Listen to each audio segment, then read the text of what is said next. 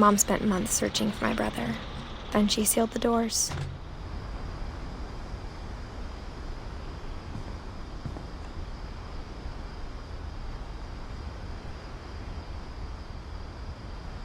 Whatever Milton had found in the house, Mom didn't want it getting out.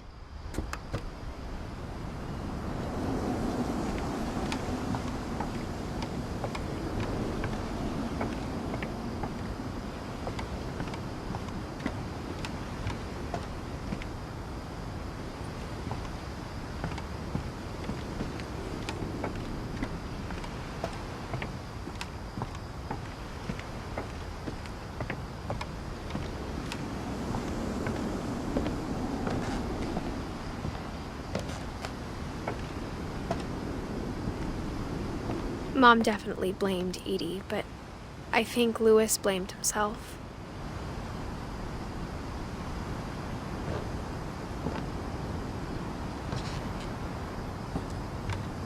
After he graduated, he just spent more and more time in his room, until Mom got him a job at the cannery.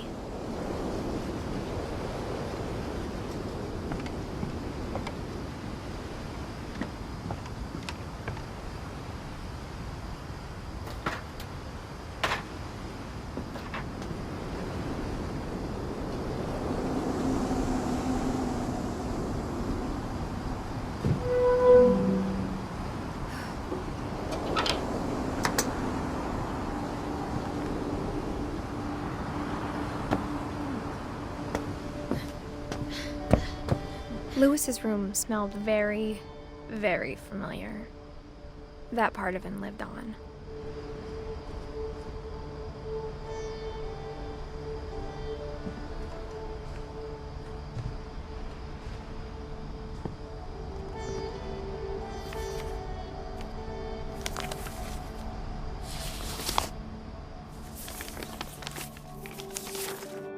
Dear Mrs. Finch, as Louis's psychiatrist, I can understand your desire for an explanation. As I see it, the trouble began in January, shortly after we convinced your son to seek treatment for substance abuse. Newly sober, I believe Louis first noticed the monotony of his daily life.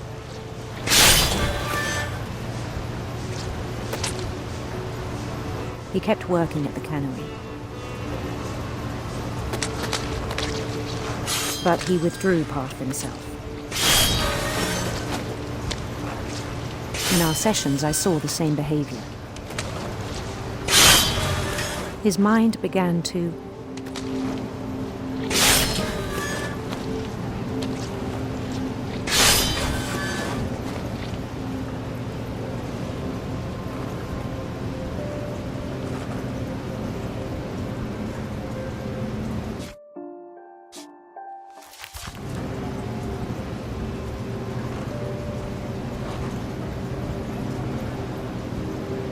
wander.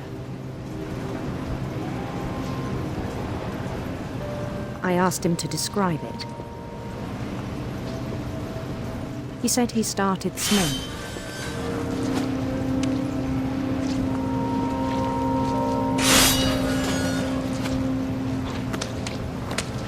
Imagining a labyrinth.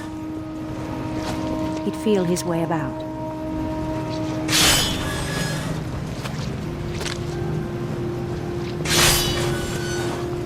Then something moved. Bats. And toads.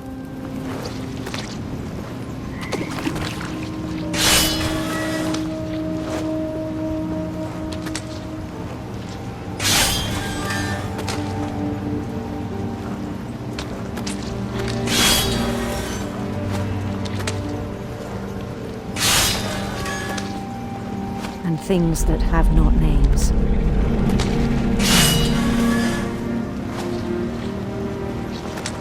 He knew it was all in his head.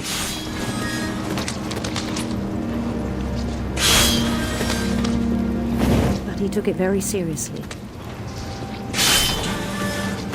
I had hoped he'd find himself.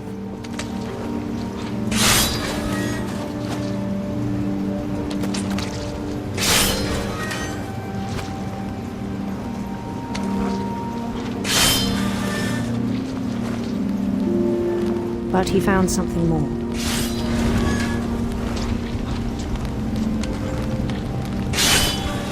I worried about him then. Daydreaming at the cannery, I spoke with his boss. But he said Lewis had become a model employee. Methodical, tireless, focused.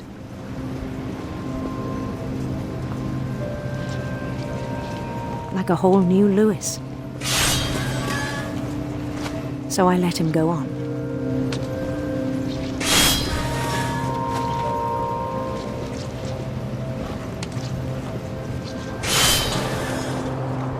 I even encouraged him. It seemed very promising at first.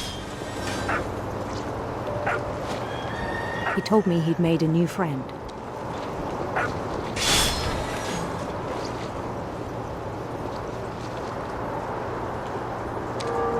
On the edge of a city he named Lewis-topia.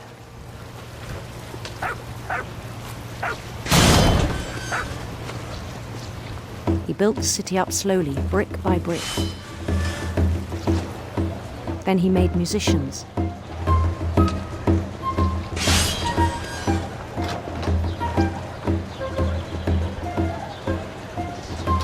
And songs for them to play. He talked about starting a band. And he was always humming something.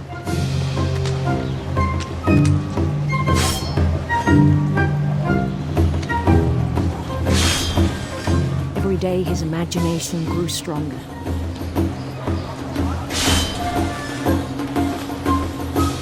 He no longer spoke at the cannery. But his chopping was as reliable as ever. Then one day it struck him.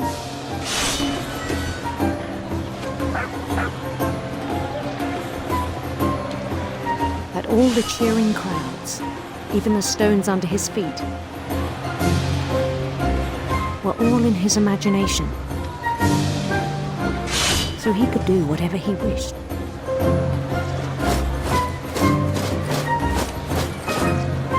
He held an election for mayor. And he won.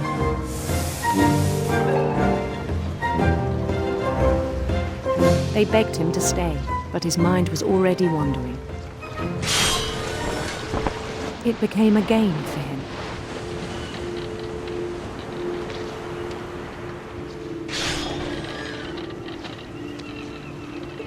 He'd conquer a city, then immediately push on.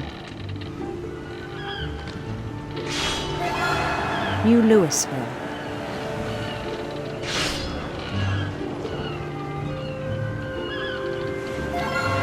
St. Louis. He started drifting away from our reality.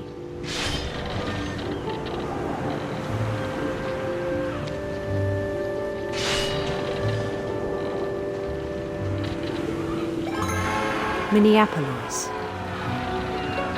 Until one day he forgot to go home from the cannery.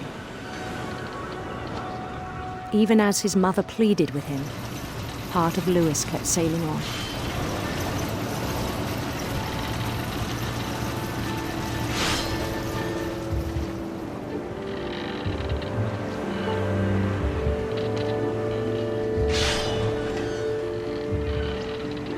In Lewisburg, he heard rumors of a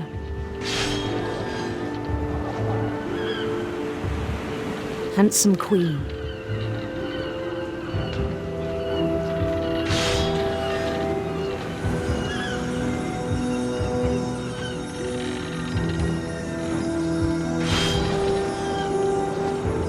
The queen was on her own quest for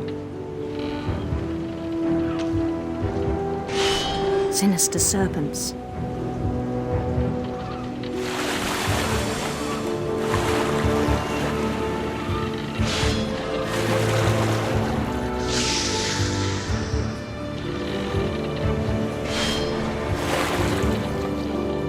He followed the sound of her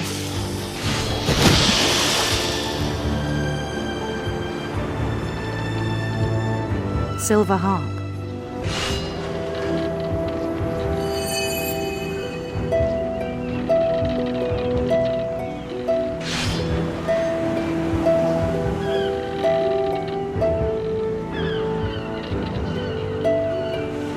His chase led him to a golden palace east of the sun and west of the moon. Even then, his logic remained sound.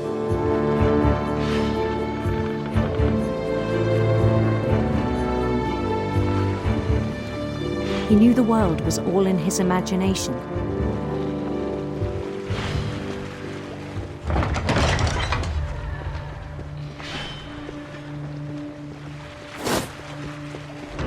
But he was so proud of having created it.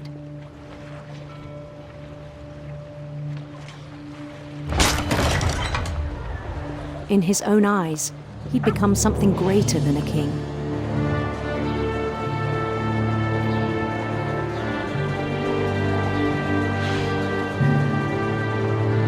For someone who'd never known success in the real world, I think it was overwhelming. And then it struck him that the real Lewis was not the one chopping salmon, but the one climbing the steps of a golden palace.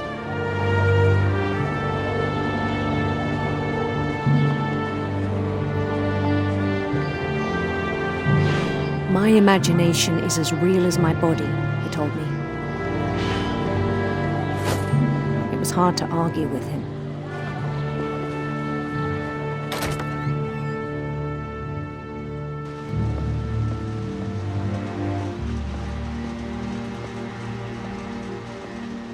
He began to forget the world we know.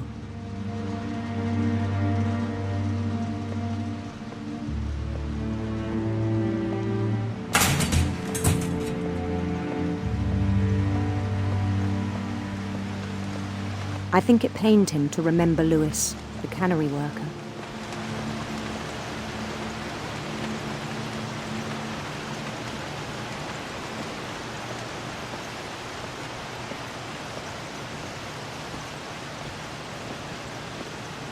He began to despise the man with a royal contempt.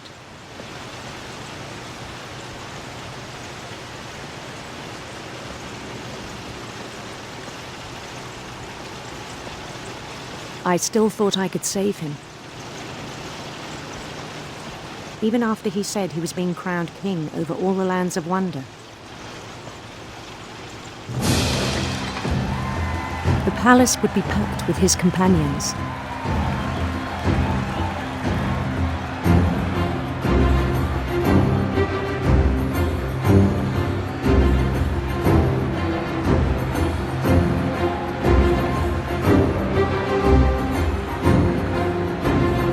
Including the wise Calico who'd insisted on inviting him.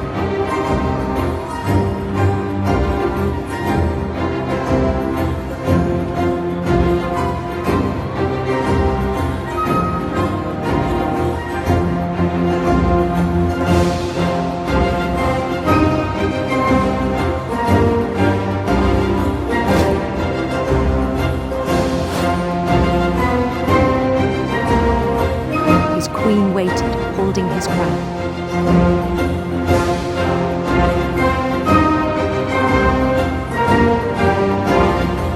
There was only one thing left to do.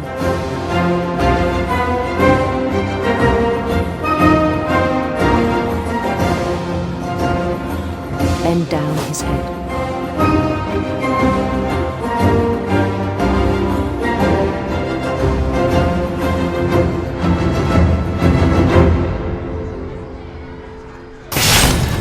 The rest I think you know.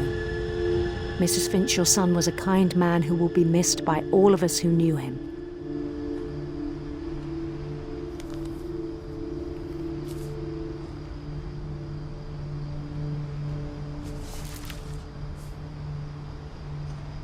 My brother was really cool. I wish you could have met him.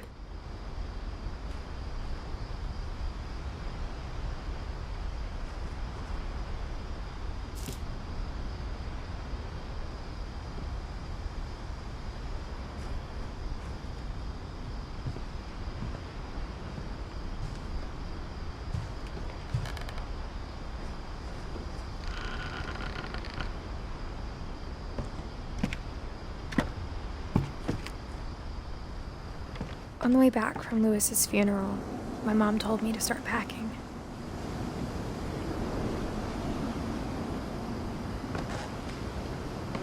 She waited until the day before we left to tell Edie. I'm not sure if she wanted to make it easier or harder.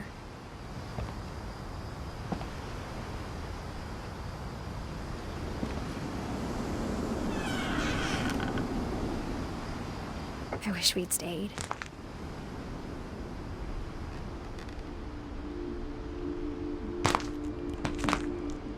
But I understand why we left.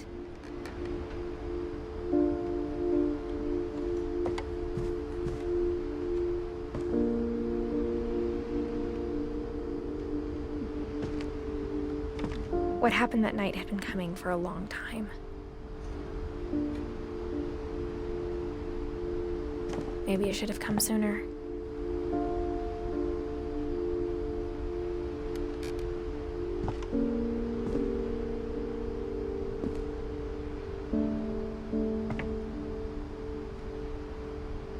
But it had to end one way or another.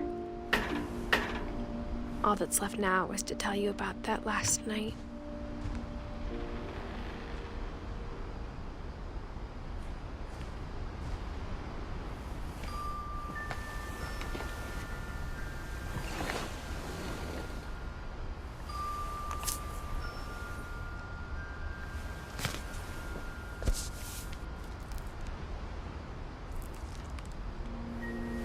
That whole last day, Edie just watched us pack and didn't say a word.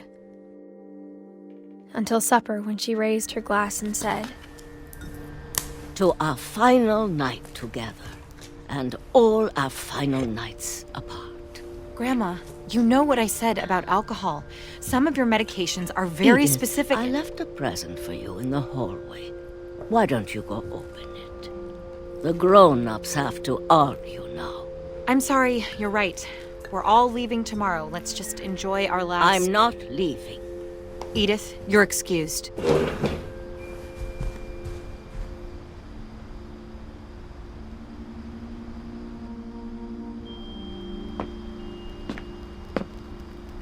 the power had been shut off that morning, but Edie always had plenty of candles. When my mom sealed the library, I don't think she knew about the other entrance.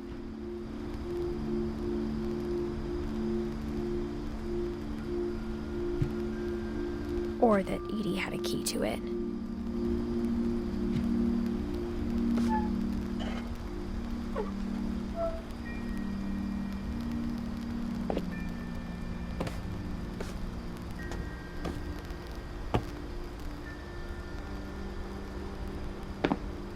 That thing you're afraid of isn't going to end when you leave the house.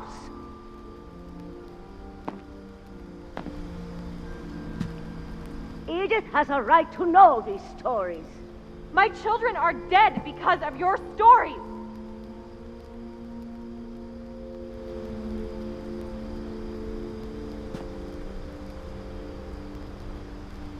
I think it's best if Edith and I leave tonight.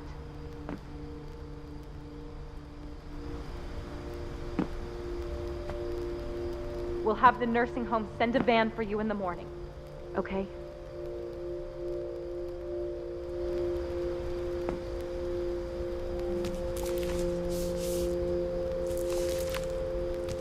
Dear Edith, there's so many stories I wish I could tell you, but there's only time for one.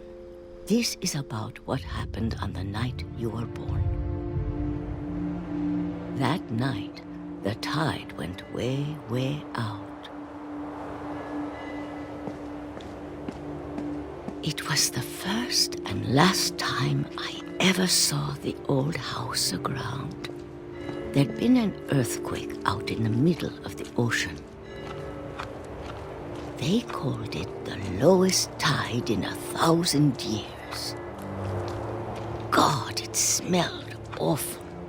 You know, I've seen that house every day of my life.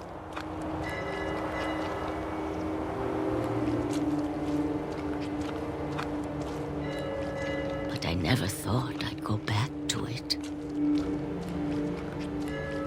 When the fog rolled in, I lost my way.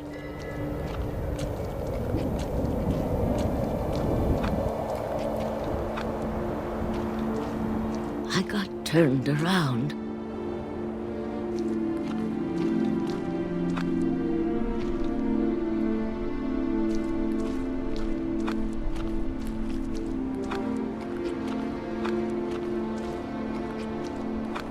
For a while, I wandered.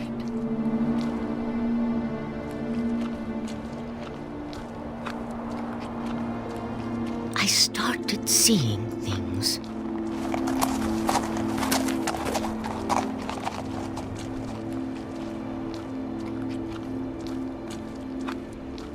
Things I'd forgotten had ever existed.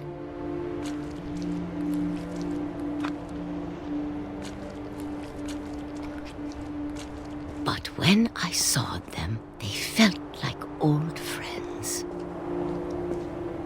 That night, a lot of things came back to me. Or maybe I came back to them.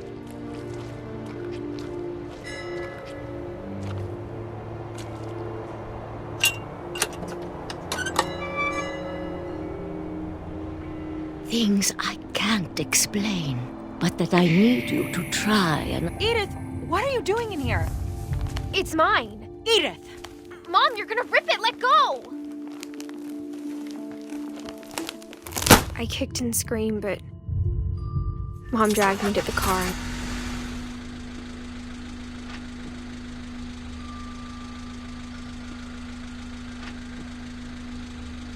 I never saw Great-Grandma Edie again.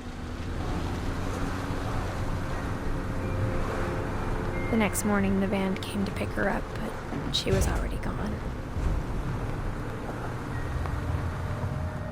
After that, we moved around a lot.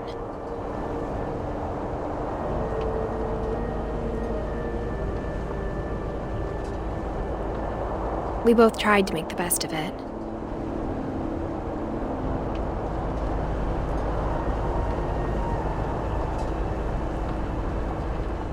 A few years went by.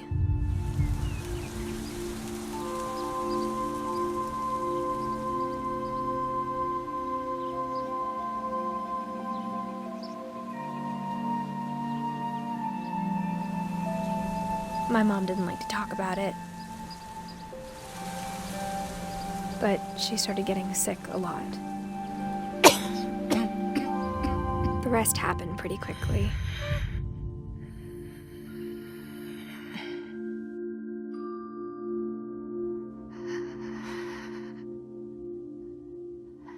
She got better for a while, and then she didn't.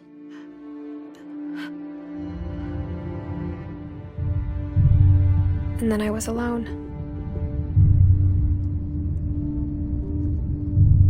The last Finch left alive.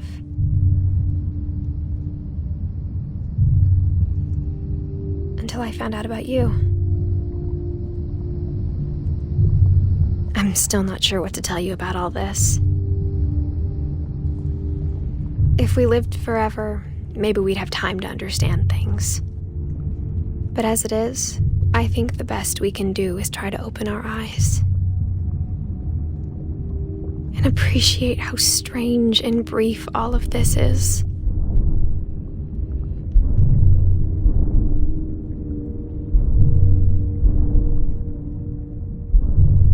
This journal was supposed to be for you.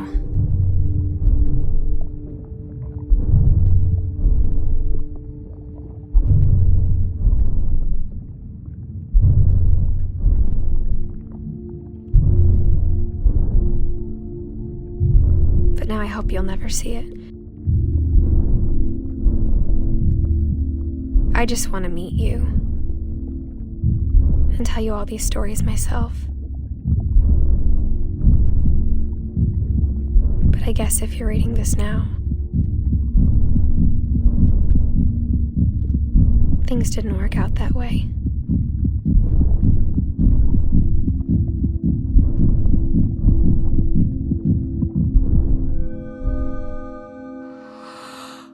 This is where your story begins. I'm sorry I won't be there to see it. It's a lot to ask, but I don't want you to be sad that I'm gone.